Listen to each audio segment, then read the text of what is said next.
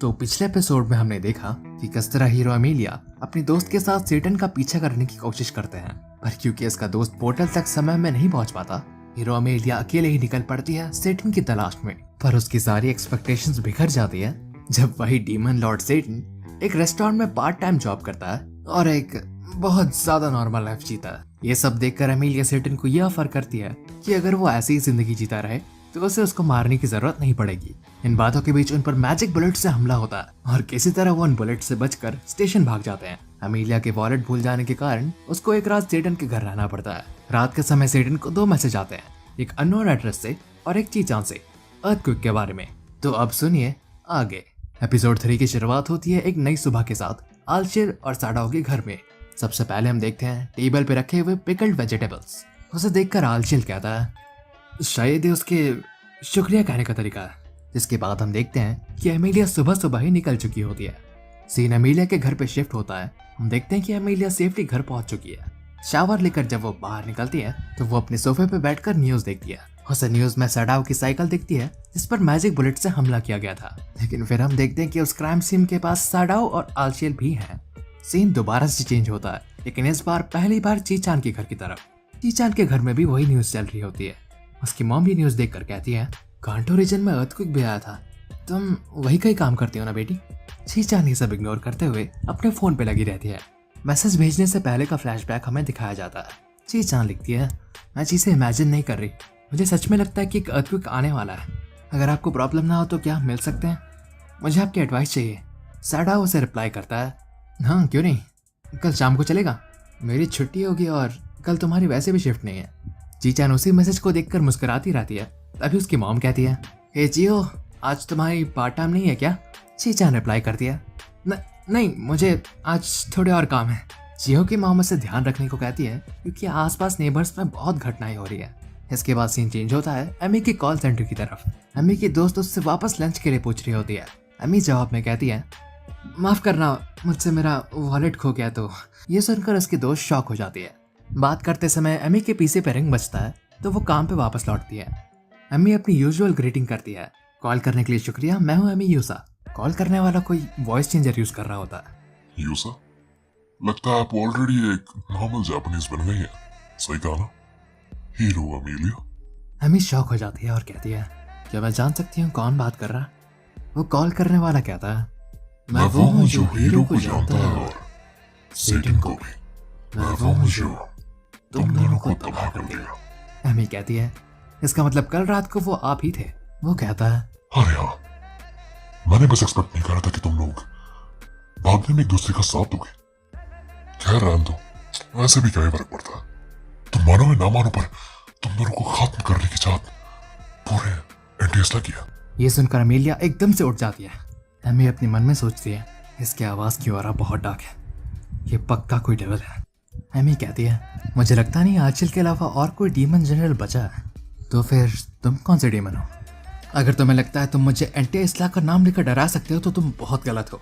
वो जवाब में कहता है अगर तुम्हें मेरी बातों पर भरोसा नहीं है तो कोई बात नहीं, बाद में बात करते हैं। इतना कहकर वो फोन काट देता है। इसके बाद हम देखते हैं कि एमी और उसकी फ्रेंड एक हॉल में बात कर रहे होते हैं। तभी उसको एक कॉल आता है और जब वो उसे उठाती है एक आदमी कहता है हेलो, क्या मैं मिस यूसा से बात कर रहा हूँ?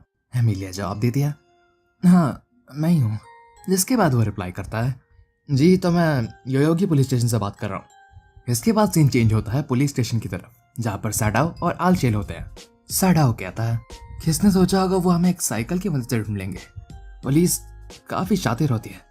जिसके बाद आल्शिर और साडाओ डिस्कस करते हैं कि एमिलिया ने अपनी एज ज्यादा रजिस्टर करी होगी। एमिलिया सीढ़ियों से उतर रही होती है, तभी उसे उन दोनों की रैंडम बातें सुनाई देती है। नीचे आते ही एमिलिया बहुत गुस्सा हो जाती है और उन पर चिल्लाती है कि एक हीरो होकर 2 डीमंस की गारंटी उसी के लेनी पड़ रही है।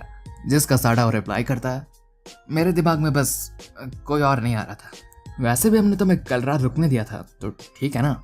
इसके बाद वो तीनों पुलिस स्टेशन से बाहर आते हैं और एमिलिया साडाओ को बताती है उस कॉल के बारे में।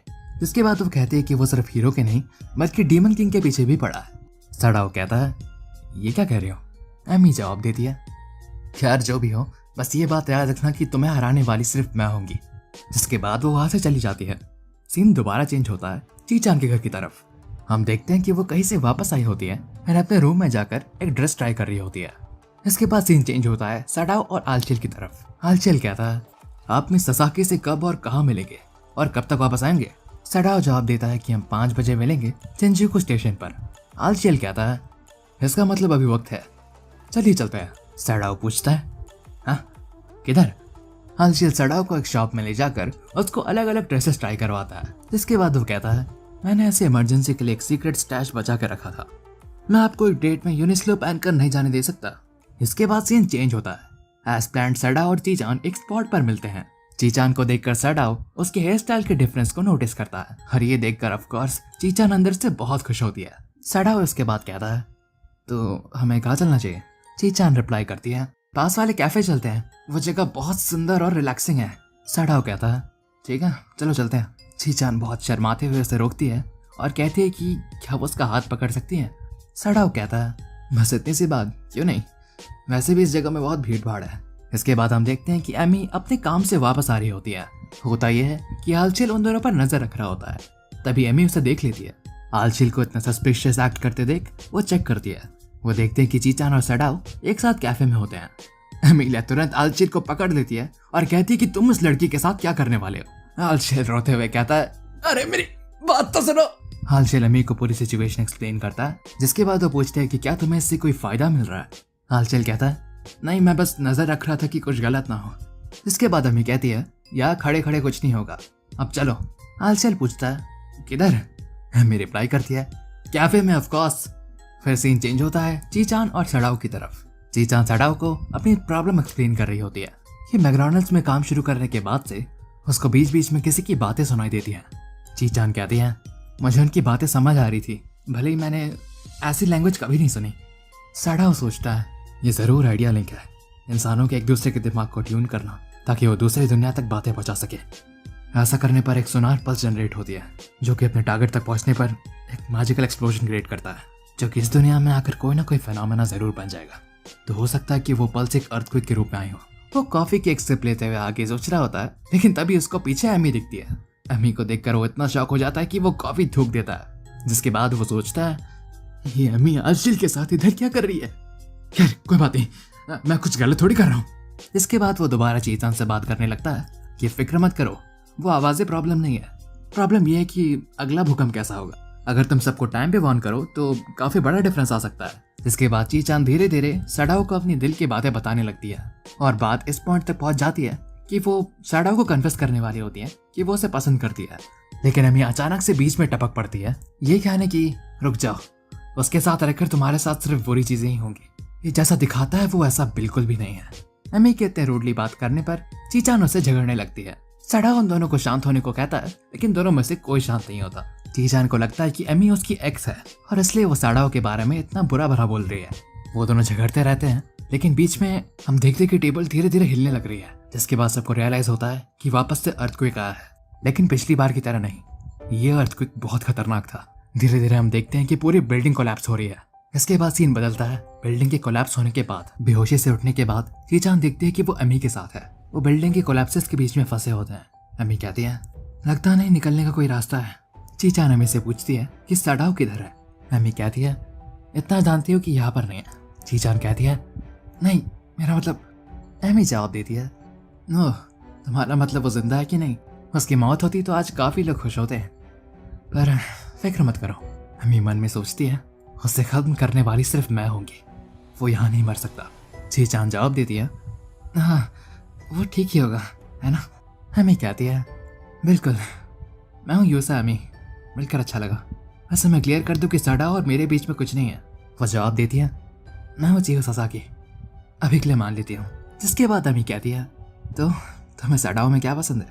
ये सवाल सुनकर चियो एकदम से फ्लस्टर हो जाती है और अम्मी से बताती है कि वो कितनी ऑब्वियस है। कुछ समय तक बात करने के बाद अम्मी चियो के सर पे हाथ रखती है और कहती है, अभी के लिए सो जाओ। अपनी सेलेस्टियल पावर्स का जरा सा इस्तेमाल करके वो उसे सुला देती है। जिसके बाद वो उसे लिटाकर खड़ी होती है और कहती है, तुम पास ही हो क्यों, है ना? मैंने चियो को सुला दिया है, बाहर आ जाओ। उस अंधेरे से सडाओ की आवाज आती है, बेकार में अपनी टांग मत अड़ाया करो। लेकिन जब वो बाहर आता है वो एकदम बफ्ड होता है अपने डीमन फॉर्म में। अम्मी उसको देखकर चौंक जाती है और कहती है, ये तुम्हारे शरीर को क्या हुआ? साडाओ जवाब देता है, मैं नहीं जानता, बस अचानक से बदल गई। अब मैं ये बाकियों को कैसे समझाऊं? अमेलिया उसे देखकर अपने मन में कहती है, उसका मैजिक वापस आ गया। अगर मैं अपनी बची हुई ताकत इस्तेमाल करूं तो मैं अब भी एक होली स्वॉर्ड बना सकती हूं जो इसे खत्म करे। लेकिन साडाओ कहता है, चीचान को संभालना। सरप्राइजिंगली काफी कम लोगों को चोट लगी है, हम रेस्क्यू टीम का इंतजार नहीं कर सकते। मैं हम सबके लिए रास्ता निकालूंगा। साडाओ अपनी डीमन एनर्जी का इस्तेमाल करता है और उन कोलैप्सेस को पुश करने की कोशिश करता है। यार चलो शुरू करता है। अमेलिया के दिल और दिमाग में सिर्फ एक ही सवाल उठता है, आखिर एक डेविल लोगों को क्यों बचा रहा है? और इस तरह होता है इस एपिसोड का अंत। आगे देखने के लिए बीस्ट फैंटेसी को सब्सक्राइब करें। मैं मिलता हूं आपसे अगले एपिसोड में। सायोनारा।